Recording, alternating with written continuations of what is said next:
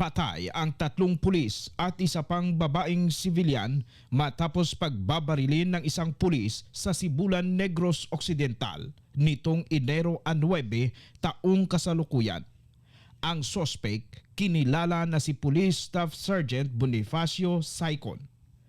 Ang mga nabaril ay sina Police Captain Jose Edrohel Simafranca, hepe ng Sibulan Police Station, Police Senior Master Sergeant Tristan Chowa, Patrolman Ray Albert Timblor, at babaeng sibilyan na kinilalang si Sheila May Dinaunao.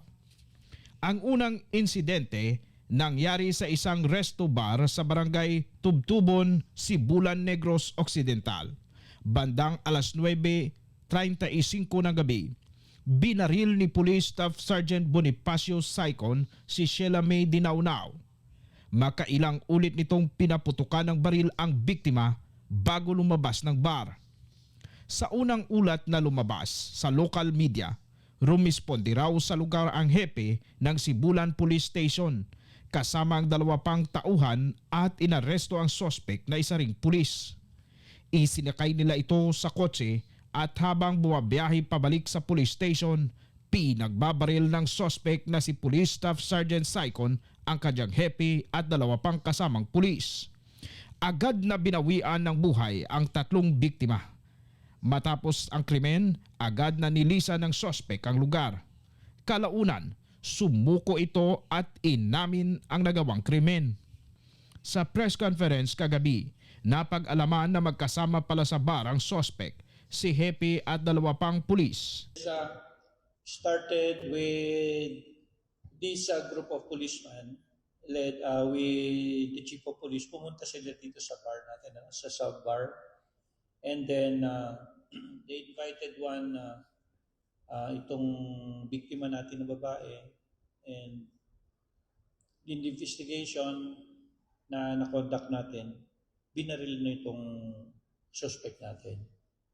He was shot 3 times, and then from there, lumabas na siya. Makikita sa CCTV ang pagbaril ni Police Staff Sergeant Bonifacio Saicon sa babae. Maya-maya pa, inalalayan siya ng kapwa-pulis na makalabas ng bar. At sumakay sila sa kotse. Si hepe raw mismo ang nag-drive at katabi nito ang isa pang biktimang pulis. And then from there, lumabas na siya. Paglabas niya doon sa establishment, sinundan siya. Sinundan siya nung 3 pulis natin, including the chief of police. And then nagkaroon sila ng, as we can say, nagkaroon pa sila ng pag-uusap o siguro diskusyon doon sa labas ng establishment hanggang sumakay sila sa loob ng sasakyan.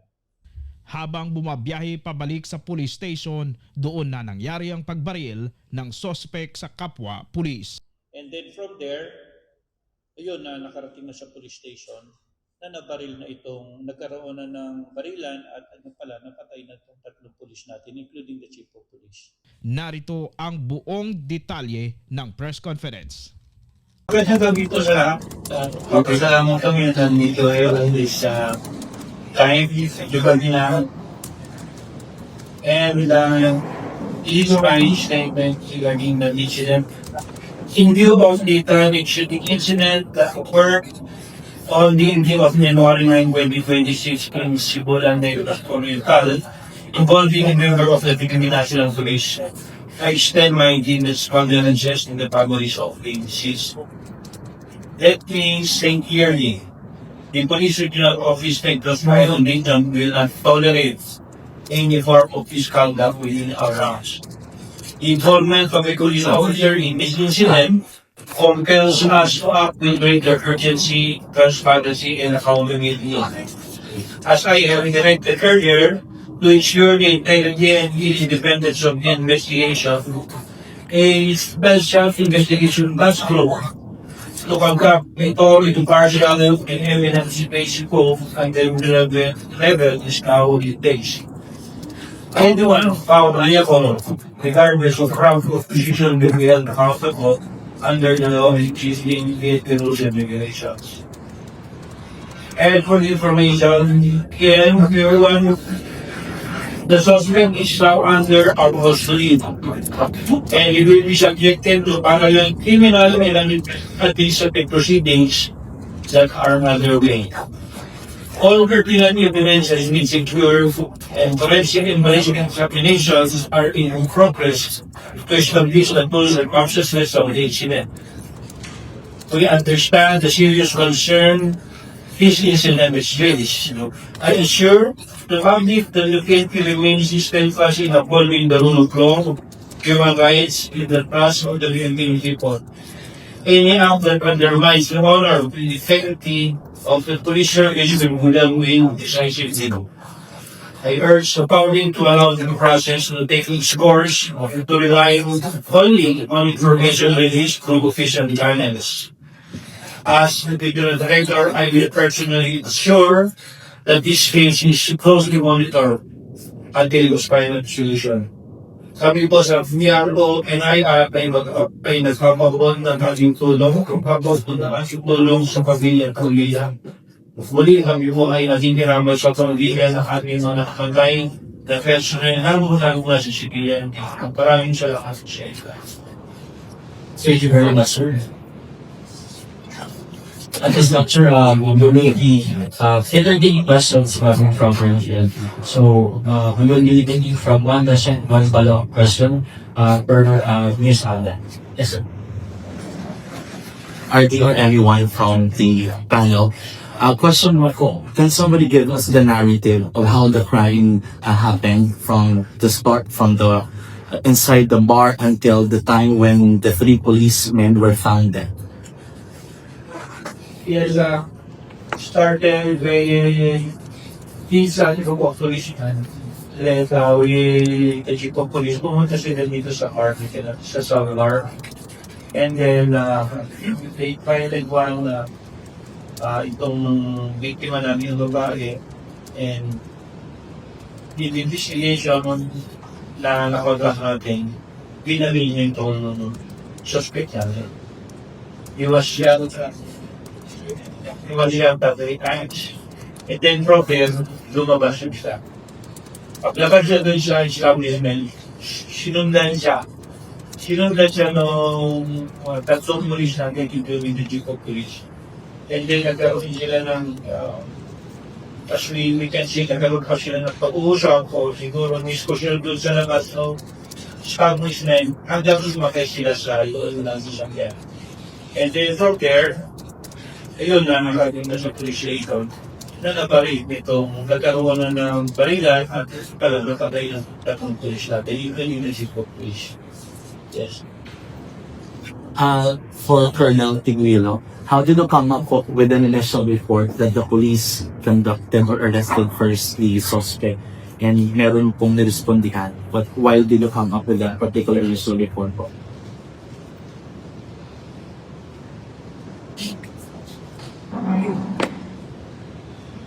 Dito ka,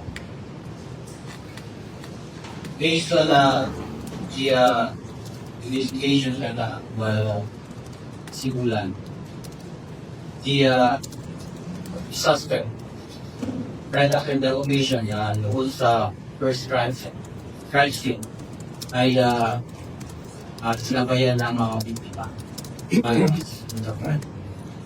at kaya nagkaroon na at akala sila na sa kanila.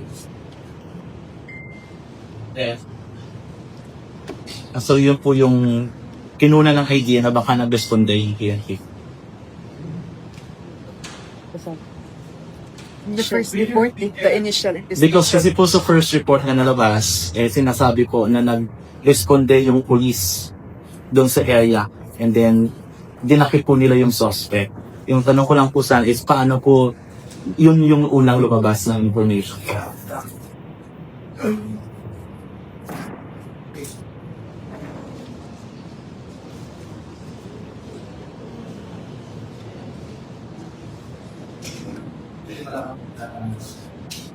Social media post, no? Press release. Nasa say, Sketch report. Merong lumabas na sketch report. Response.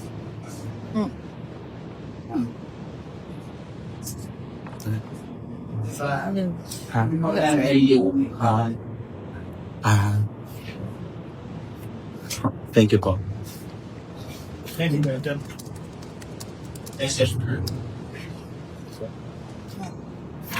Sir, what was the firearm used? Was it a government issued firearm? And were there any recovered at the scene or with the suspect? Next one, or follow with that one, is how many gunshots per victim was found during the autopsy?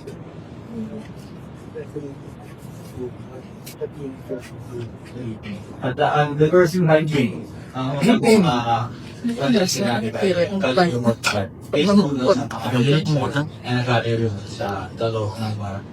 then the second weapon ay mainly based in doon yung mga evidence na po.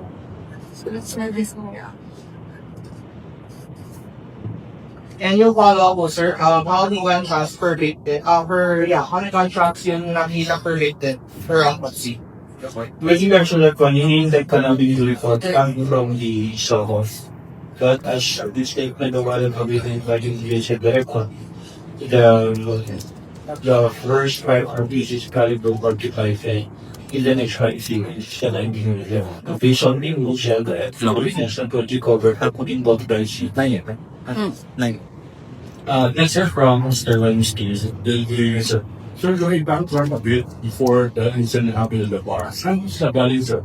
We have been idea. I think the initial report were 4 or 6 of PNP personnel before sa pumunta sa bar. So, going background a bit saan sa galing, sir? Or again, why? They were 6 of them. Based on the report, there were 6 of them who went to that place. Yun ang na-establish na natin based on the statement that we got today. Okay, so ano sila? Kaya lang yung sunod na doon ay sunod na dito sa suspect natin is yung kamlamas doon sa bagay sa tatlo. And those were the one who boarded the vehicle with the Chico Police as the driver. Thanks. Sir, do we have the information prior to whether wherever when bringing you or your truck or they were doing alcohol? And it's an ongoing investigation that we're conducting to sa question niya. Yes. Thanks, sir. Thank you sir. Next sir, coming from Mr. Wednesday, Lubari from Government. Good evening, sir. Sa sasakyan po, no, saan nangyari yung balikan, nasaan po yung every victim na pangkukos. I do not have the exact location of the 8 victims, but the suspect was hindi Nagbibitindihan na dito sa may passenger sa likod. So, the driver is the Chico Police. The other victim is seated beside the passenger niya. Tapos sa likod, katabi ng suspect natin yung siya. Hindi ko lang ma-certify kung saan ang the exact position. But the suspect was seated behind as a passenger. Okay. Additional question po. Ano po yung motive? Meron akong iwo dun sa pagpatay sa babae. Sir, bakit po siya yun? Sabi is, ilan ang talaga pinibili natin alam nila. No? That is really part of the investigation. And so, this time, hindi maraming tayo masagot. Pagdating po doon sa naging motibo, bakit na naparel din, ilong biktima na ibabarin siya. Last question na po. Paano po nakatakas yung suspect? May namin ba siyang vehicle? Kasi nakakita po yung reservoir police station. Ano ba siya itong binalikan ng vehicle? According to the Tagal Police Station, nakasakay siya sa kanyang vehicle, kung saan siya sumuko. So, yun ang masasabi lang namin na sinakay yung kanyang sariling vehicle nung siya ay surrender sa Tagal Police Station. Sasakyan po na four-wheel. Yes, sir. Thank you po. Sir, Dahil pulis yung suspect natin at identify siya na siya yung nagbaril. Ano pong protocol natin? Bakit hindi siya nag-handcuff? Nang pumasok doon, dinala sa head doon sana sa police station ang gawin. Yung, ito siya yung nandun sa... After the incident, nakabaril sa babae sa loob ng bahay. At dinala sa head, papunta na sana sa station. Ano pong protocol bakit hindi siya nag-handcuff? Dahil suspect sa shooting. Yes, talagang ganun talaga yung protocol natin. Whenever somebody gets arrested, nagkakaroon po ng restraint. But there are times na hindi naman po talaga napupusasan, particularly kung hindi naman siya, wala naman risk of flight and other things, ano? Kung meron pa, alam naman natin na kaya naman natin isubdue hindi po nakagay na pupusasan. Pero kasama rin po yung sinasabi natin na kung meron pong regulations, yan iniimbestiga natin kung bakit hindi siya napusasan right after kung sakali siya ay na-arresto. Yes, sir. From Miss Judy. Yeah, good evening, sir. Yes. May mga konting loose ends na sana na I'd like to clarify. First, maybe you can refresh us on the policies of the organization. Number one, are the police allowed to enter reservoirs? Secondly, in civilian uniforms or civilian clothes, and then also bringing with them service firearms and drinking also in the same or similar establishments, sir. Yes, pagpasok natin sa mga establishments, particularly as police officers, dalawa naman po eh. Unang-una po yung legal na pagpasok natin. If it concerns our work, we are doing legal work, papasok po kami doon, we're doing surveillance. And the other thing, pagpasok po sa mga restaurant para pumunta doon para uminom, ay pinagbabawal po kami. So, pinagbabawal po kami, lalo-lalo na po yung pagdadala po ng kami. Kung hindi naman po kami nagtatrabaho. So, I hope that answers the question. Follow-up lang, sir. Were they on official, I gather that some of them are intelligence operatives. Were they on a certain operation at the time when they were at the bar? That is also part of the investigation that we're conducting kung nagkakonduct po sila ng operations.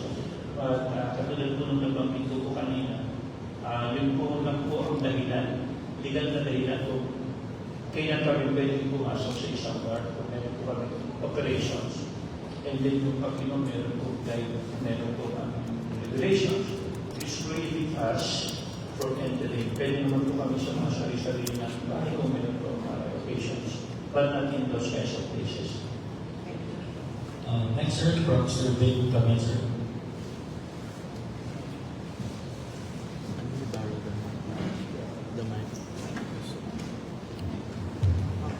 Ayun.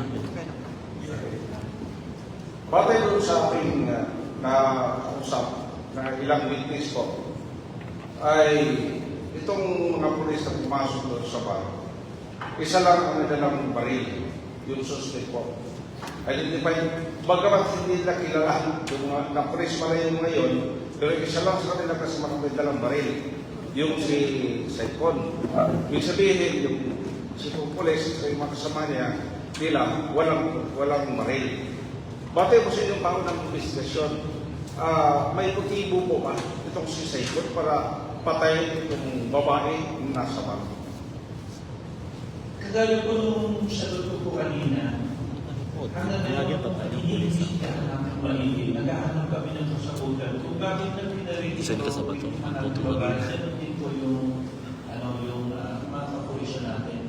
So, at this point, we can never tell, di ba namin masasabi kung ano talaga yung motibo niya o talagang pinagplanuhan niya.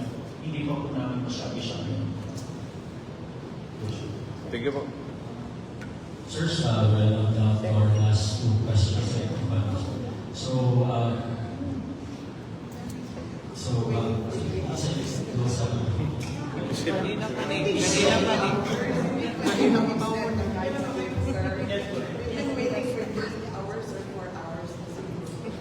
More questions can be accommodated.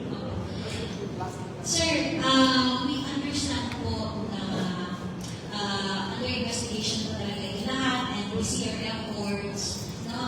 been 24 hours since this incident transpired.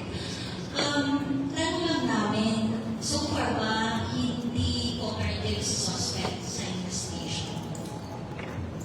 Ang kanyang naging, I couldn't say na cooperation, is yung kanyang pagsuko. Pero hindi namin siya pinasuko. Pumunta siya sa isang police station namin.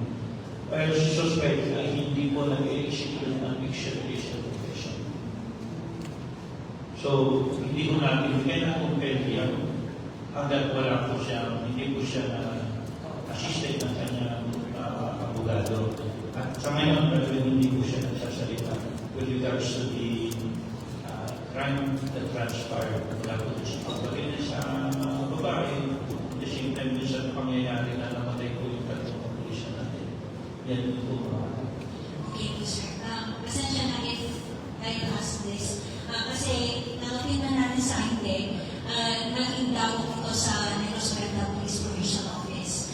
Sir, I'd just like to hear your statement. How do we bounce back from this po? Yes, katulad ng binanggit ko po kanina, hindi mo namin pagtatakpan itong pangyayari. Hindi namin itong police namin na pinagagawa nito at hindi mo namin kagustuhan ito. Kung alam namin na nakaka-apekto ito sa imahe ng kapulisan, and the only thing that we can do right now is to investigate it properly and to give justice to those who lost their life in this tragic incident. Next one from Dolores.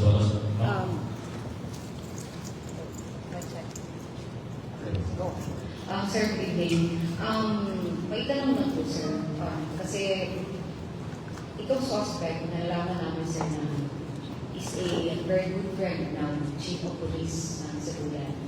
So, we heard, sir, na kung saan siya naka-assign ang hepe, parang kinukuha niya ito si Saicon. Sir, meron ba kayong parang background nakukuha tungkol sa suspect, sir, kung yung performance niya bilang police officer, wala ba siyang problema sa previous na assignments niya? Kasi kung tingnan mo yung makikita natin, sir, sa record ng CCTV footage, parang ang dali niyan gumalaw, parang sanay siya ba bilang police. Alam natin, sir, na marunong siya magawa ng baril. Parang sanay siya na gumawa ng kagaya sa ginawa niya natin. I don't know, sir, parang gano'n na, sir. Meron ba kayong previous cases niya o meron ba siyang kaso bilang police? Kasi kahit saan siya, assign si Sir Bilang Hepe, itong si I think, pwede natin kasagutin muna si Commissioner. Yes, sir. Tungkol sa... Bali, wala po.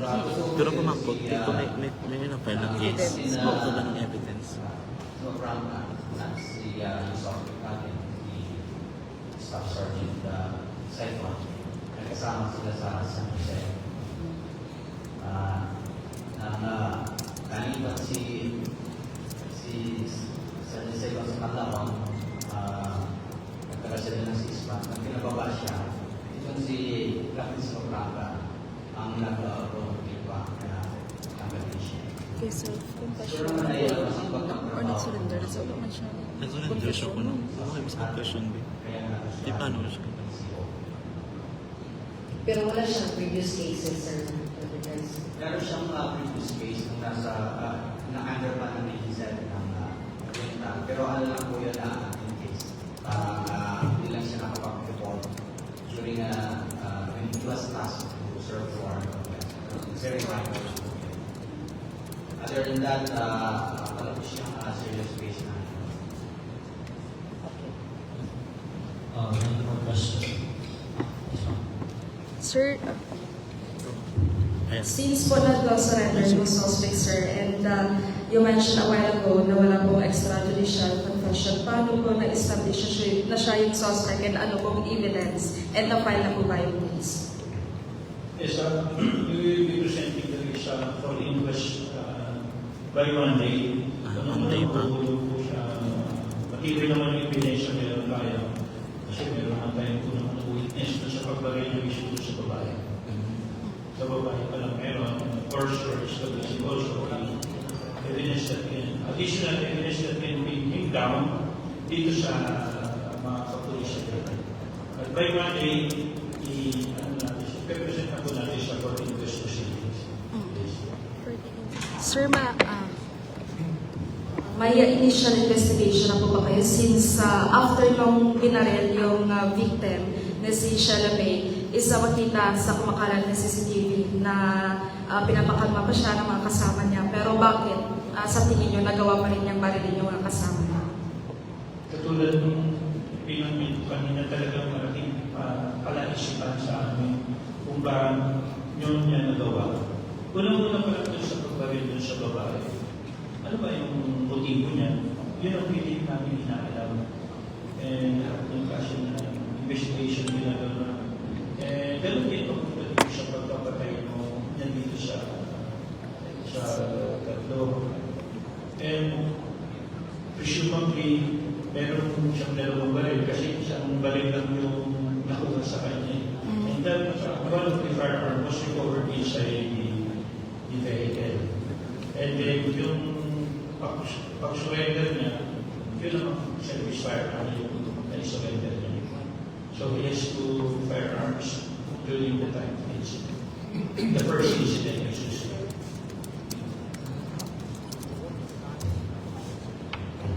Sir, para ko na po magulit, ganito pangyayari, sir, kung dapat natin natin. Yes, unang-una yung pagpapaalala natin sa mga kapulisan natin. Lahat ng sobra ay hindi maganda sa katawan natin, particularly the intake of alcohol. And at the same time, meron kami mga existing na mga regulations na pag sinusunod natin, hindi sa akin mangyayari ito. Bawal tayo pa yung pagbabawal sa akin ang pinigyan dito sa mga sinasabi natin yung mga club. Hindi sana mangyayari yung kami dito. And we assure the public na hindi naman nagkukulang yung pamunuan sa pagpapaalala sa mga ating mga kapulisan tungkol dito sa mga regulasyon ng umiiral sa Philippine National Police. And katulad ng binanggit ko, hindi namin tatantanan yung pag-iimbestiga rito para makakuha ng tamang justisya yung mga nasawi dito at yung pamilyang naiwan nila. Sir, fine. Yes, follow up lang, sir. Do you have timeline po sa SITG until when we'll be able to have a final investigation or outlook about this case po? As I said a while ago, the case of the complaint will be filed come Monday. Pero tuloy-tuloy pa rin naman kasi yung pag-iimbestiga namin kasi along the way, pwede pa rin naman namin mag-present ng additional evidence. Whatever we'll be able to find out. So, hindi kami makapagbigay muna ng timeline kung gaano katagal yung SITG natin pa sa isa daw ay come Monday magpapay na kami na ito. Sir, one more kayo sa kasama ko. Sir, one final question lang. May ipabalik na po ba kayo kayo sa usawin head, sir, and then yung dalawa yung nasulinan? Yes, pagdating dito sa may natin sa Sibulan Police Station, I will be directing the Deputy Division Director for Operations to assume as the caretaker of the police station, the OIC. Hanggang hindi tayo nakakapili na hindi papalit sa kanya. And of course, we will be augmenting that police station pagdadagdag kami ng kapulisan sa kanya from the regional mobile force. Kasi siyempre, ilan yung wala rin sa kanya. Para hindi ma-disrupt yung peace and order efforts dito sa bayan ng Sibulan. Sir, Sir Choi, Good evening. Once again, concern ko lang dahil 36 hours yung parang period na lapse yung filing ko. the inquest na nangyari doon. Last night, 9:30, I think. So, by now, siguro, it's 24 hours plus 36 na tayo sa Sunday. So, Monday, hindi pa tayo mag-technical dyan na hindi natin ma-file ang request. Hindi naman po tayo makakapagpilit ng representative level. And we assure you na Monday, hindi ma-file naman po yun. Maisa lang po yung complaint namin laban dito sa police na to. Sir, gusto ko lang klaro mo. Yung sino may-ari talaga ng Calidon 25? May ballistics na po ba? May license ba yun? Or is it talaga may-ari ni PSSG? Lahat ng baril na nakuha natin dito sa lahat ng ebidensya, lahat ng baril na nakuha natin dito sa French, kinuha natin lahat ng schedule serial numbers at forwarded to the Firearms and Explosive Office para malaman natin kung anong talaga yung So, come Monday or by tomorrow, nandito na sa amin lahat ng detalye dahil pinapa-expedite namin yung results nito. Kasi it forms part of the evidence that will be presented dito sa investigation. Last question po. Hindi namin makausap yung suspect. I'm sure yung kausap ng mga investigador natin. Gusto namin malaman kung may remorse ba siya na pinatay niya sa kapwa polis. Well, nasa karapatan kasi niya kung magpapa-interview siya, subukan natin kung gusto niya. Subukan ninyo kung sa kanya magpapaundak sa inyo ng panayang interview. But as I said a while ago, anong tinatanong namin siya, pinupulo namin siya ng kanyang statement, actually, statement, of course, assisted by his lawyer, ay tumanggi siya. So baka mamaya sa inyo po, pwede po siya magsalita. Pero sa amin, sa pag-iimbestiga, hindi po siya nagpauna. Sir? Sir,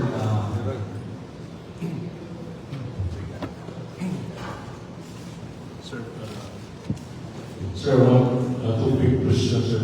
What do we know about the girl, sir? The woman? Do we know about the woman? Background? Or then, tama or She works, ang biktima natin, she works at the bar. Then lang naman ang na-establish namin. Doon po lang po siya nagtatrabaho. And then, tinitingnan namin kasi na, katulad ng sinasabi niyo, was the motive kung bakit siya binarin.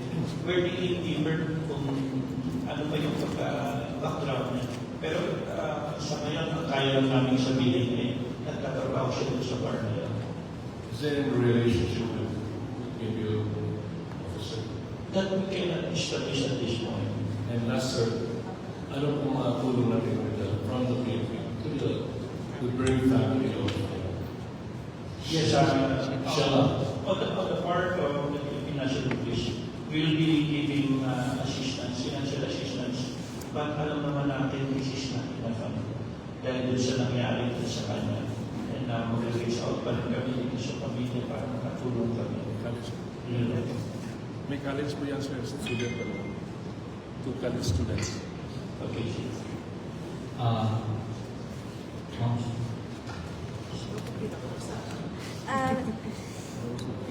Arnie, sabi niyo po kanina, amin po sila lahat doon sa reservoir ng mga pulis. Yung dalawang pulis, hindi nakapalo sa kanila. Right after po ng shooting incident sa tatlong mga pulis doon sa sakyan, nasan po yung dalawang pulis at ano po yung status nila sa ngayon? Yung dalawang pulis natin are also under investigation. They are under restrictive custody at pinag-isamahan ko sila. Pero hindi ko sila nakakulong. Meaning to say na nandito lang sila. And right after, pinanong namin kung nasaan sila. Pumunta sila sa RHU, Regional Health Unit, para mag-ano ng ambulansya para dalhin si victim ng babae. So hindi sila nakasama doon sa sumunod dito sa suspect natin. Anong vehicle po nila, dalawa? Saan po sila nakasakay? Motorcycle. Nakamotorcycle sila.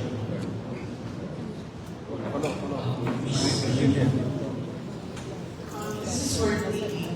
Sir, how are you doing and how are the men of North doing, the men and women? Are you nagagawa sila or is there a way for you to address this? Maybe already knows that because of what happened. And does this impact on their organization?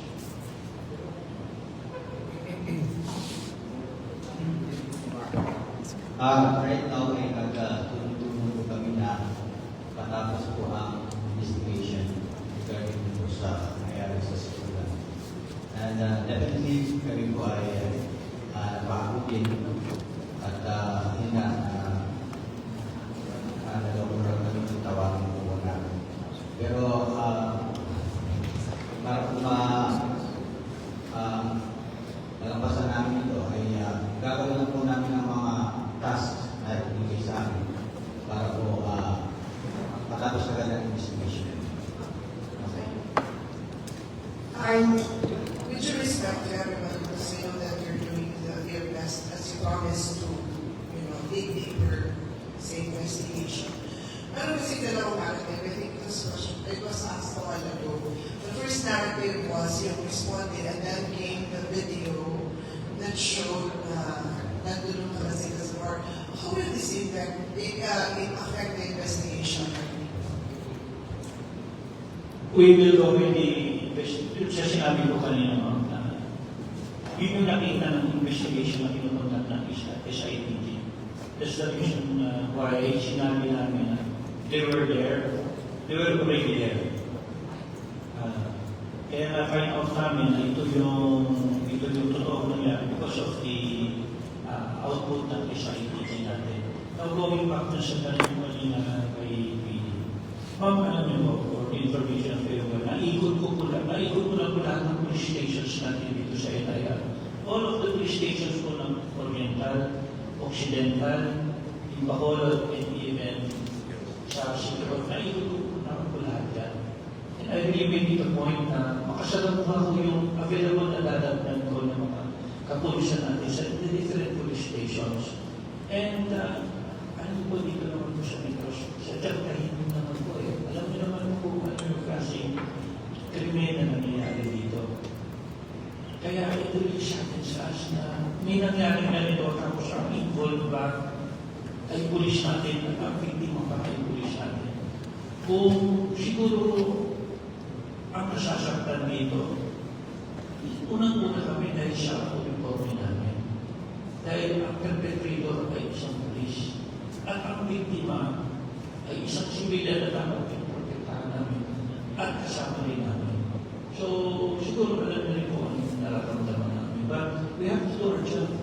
Kailangan namin imbestigahan, kailangan namin sampahan ng tamang asunto itong gumawa nito. At kailangan pagdusahan nito. Kailangan magkaroon tayo ng justisya dito. Yes, sir. So now we'll down to our last two questions. So, Yan. Sir, I understand this incident has come to the awareness of our chief PNP already. Well, we also understand that this type of situation isn't new.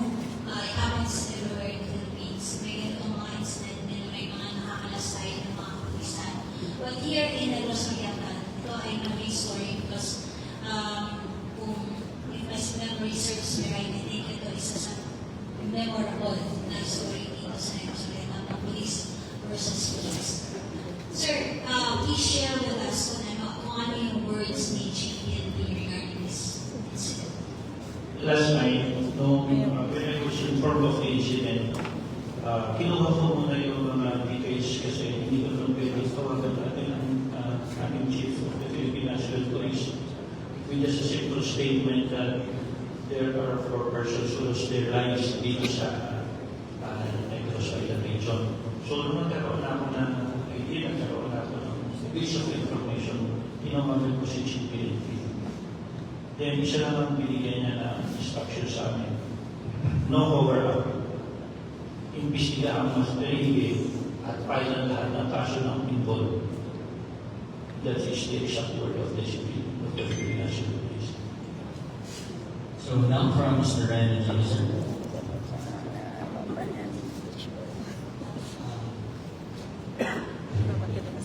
Sir, Police Brigadier General Ivan. Sir, and also Sir, ang aming kapulisan po, sir, chinek na po ba yung lahat ng mga CCTV, especially yung saan po nangyari, especially yung sa before na dumating yung sasakyan doon sa area. And then, the second question, sir, with the surrender nitong suspect, alam naman natin na 4 counts of murder po, sir, diba? Yung pag-surrender po ba niya, sir, makakatulong po ba sa kanya na para pumaan yung sentence if ever na mapapagtalo siya? Thank you. Sa first question, we have identified several CCTVs and then nag-request na po tayo sa mga establishments na yun for the official and the for the retrieval of the recordings that will be undertaken by the Regional Anti-Crime Cybercrime Unit kasi may proseso po tayo. Hindi po tinatanggap ng ating korte kung sakali po natin nandito ng ating mga cellphones. So, the proper procedure is being undertaken, starting with the request. And we go back to the next question. Ano ba yung mga question? But Mr. Di po ba is, alam naman po natin yung 4 counts of Yes, so, tatandaan ko lang. That is for our portal side. Kung makakatulong po siya. Sir Simas, that ends our press conference for